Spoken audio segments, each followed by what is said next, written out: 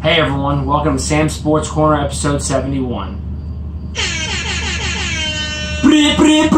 Alright, rap horns are done. Happy St. Patrick's Day to all the mix out there. Anything to say, Neil? Yeah, everybody's Irish today, except for the Choctaws, who bailed their sorry ass out back during the potato famine. So, hey, look, without the Choctaw Nation, we no Irishmen left to get drunk today. That's right. And today is one of the most American holidays because we all get to pretend we're something different solely for the purpose of getting drunk. It's really good stuff. Speaking of Irishmen, though, very famous Irishman we're going to talk about first. Notorious asshole and sometimes MMA fighter Connor McGregor. Yeah, I mean, this dude is all over the news all the time. Every week he's got a new headline. This week his headline is because he got arrested again. He got arrested before for assaulting a bus, basically, and now he has been arrested for strong-arm robbery and criminal mischief. Someone took a picture of him and he started smashing the phone and went wild. What are your thoughts here, Neil? I mean, he's a combat athlete, so he's just got that rage in him all the time. But I mean, he's got to bring it down a notch, especially when he's dealing with the general public. I mean, I completely agree. There's a time and a place for it, and at the end of the day, he just comes off as a prick every chance he gets. Oh, yeah. In promos, he comes in a fur coat, calm, cool, and collected. And then on the street, someone takes his picture, and he's smashing phones. Honestly, it seems like a coke addiction kind of thing. But he's got to have that swag coming into a big fight, though. All the time, you got to have that swag to make sure that the other guy gets psyched out. But yeah, you have to back it down when you get back, to normal. He's not getting that part of it. All about the swag, all about the coke addiction for an athlete. Me, I love a good scumbag, but.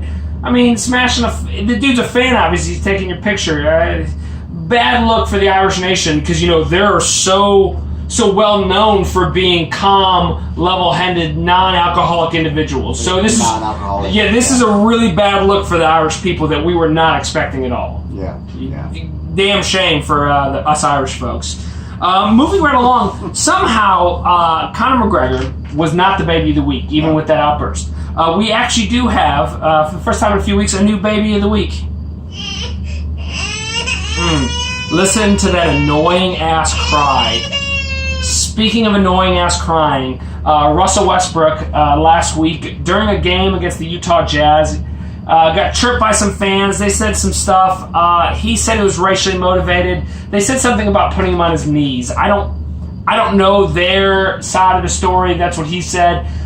In the game, he said that he was going to beat the shit out of the fan and his wife. I mean, strong statements from this guy who is just reported his, 17th technical foul of the year.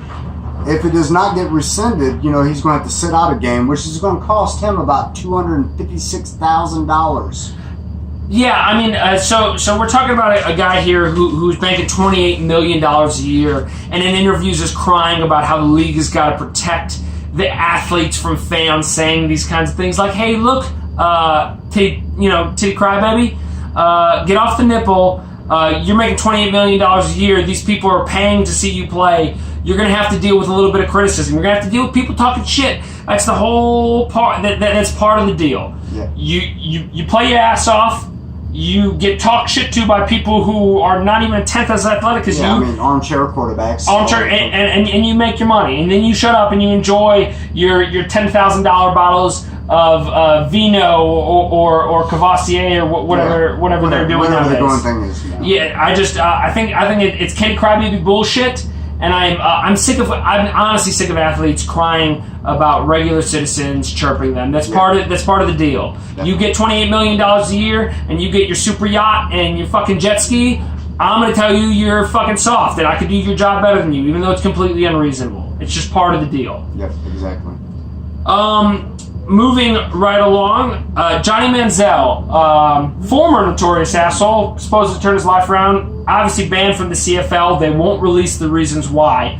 So myself, as a Johnny Manziel comeback fan, I have to assume it's all bullshit. Trumped up charges, and it's Mueller report nonsense, and there's no basis for it. They just didn't want Johnny Manziel anymore because he's a great American. That's all I can assume. Great Texan, great American, banned from the CFL. Well, guess what, ladies and gentlemen? He has just signed with the Memphos Express in the AAF.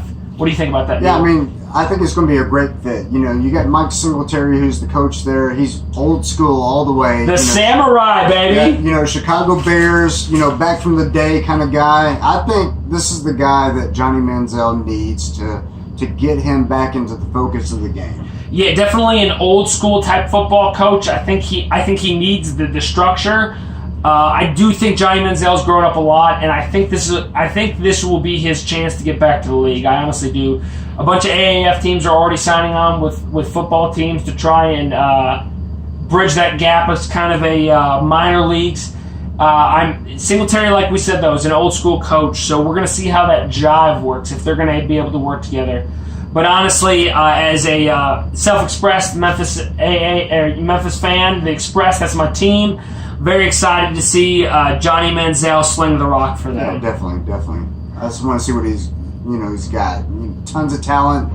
See how he brings it out to this field. And last thing is college basketball. March Madness is here. We're very excited to see it. Zion is back, so ladies and gentlemen, put your money on Duke. The dude's an absolute monster.